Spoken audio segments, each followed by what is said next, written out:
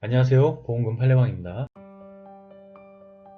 하천 뚝길을 걷다가 미끄러져 강으로 추락하였을 개연성 있는 경우 정신질환, 자살 동기, 유서는 없으며 반지, 목걸이, 신발을 착용하였다면 자살 사망 보험금은 부책인지 여부에 대하여 서울고법 2012나 416965 토대로 명확히 살펴보도록 하겠습니다.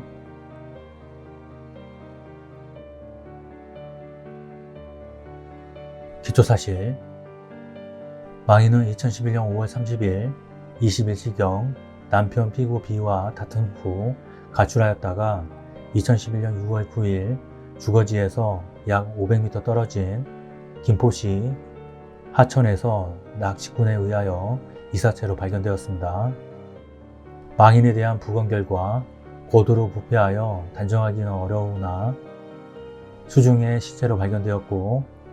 역사에서 관찰되는 일반적인 소견들이 인정되며 실질 장기에서 플랑크톤이 검출되고 기타 사인으로 고려할 만한 손상 및 질병의 소견은 보이지 아니하여 익사의 가능성이 높은 것으로 나타났습니다. 이 사건 사고를 조사한 김포경찰서 역시 위 부검 결과 등에 따라 범죄 혐의가 없음을 이유로 위 사건을 내사 종결하였습니다. 재판부의 판단, 쟁점, 우연성 요건 충족 여부, 망인은 평소 건강한 상태로 우울증 등 정신질환이 없었던 사실, 망인이 장기간 직장 생활을 하면서 수입을 얻고 있어 경제적으로 궁핍하였다고 볼 수 없고, 남편인 B 또한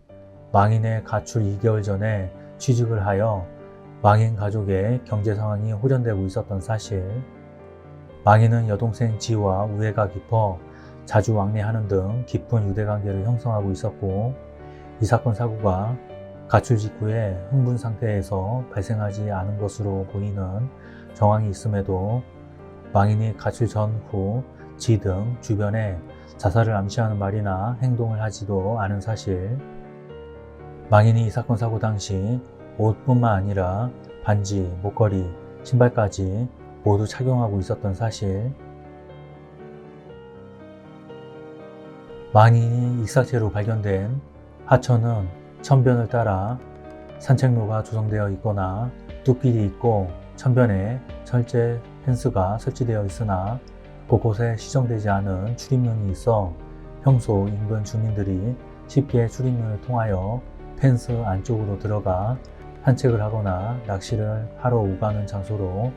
이 사건 사고 이전에 투신 등 자살 장소로 이용되었다는 증거가 없는 사실, 대보천은 하천과 뚝길 사이가 진흙으로 되어 있을 뿐만 아니라 그 경사가 심하여 야간에 뚝길을 걷다가 미끄러지는 경우 익사로 이어질 가능성이 있는 사실이 각 인정됩니다. 위 인정 사실에 나타난 재반 사정을 종합하면 이 사건 사고는 이 사건 보험계약의 보험약관에 기재된 급격하고도 우연한 외래의 사고라고 할 것입니다. 쟁점, 자살 면책 항변에 대하여 불리한 사실 내지 사정, 망인이 2011년 5월 30일 21시경 피고 B가 망인에게 전화를 건 사람이 누구인지 캐 물은 것이 발단이 되어 피고 B와 다툰 후 가출하였고, 그 전날에도 피고 B가 집안 짓기를 부수는 등 망인과 피고 B가 크게 다툰 사실, 망인이 가출 직후 지인에게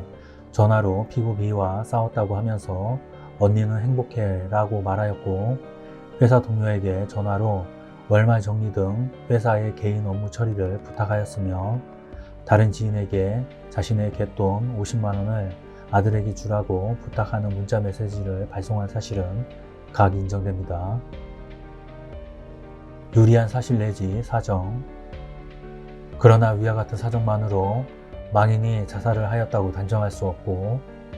망인에게 정신적, 경제적 원인 등 특별히 자살을 할 만한 동기가 있었다고 보기 어려울 뿐만 아니라 이 사건 사고 망인이 야간에 대보천 주변을 걷다가 미끄러지는 등의 잘못으로 인하여 우발적으로 발생하였을 가능성을 배제할 수 없으며,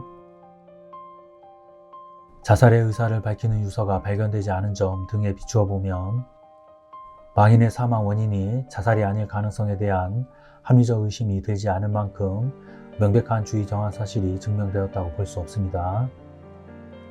결론적으로 보험회사는 보험 수익자에게 상해 사망 보험금을 지급할 의무가 있습니다. 마치겠습니다. 긴 시간 시청해 주신 점 고맙습니다.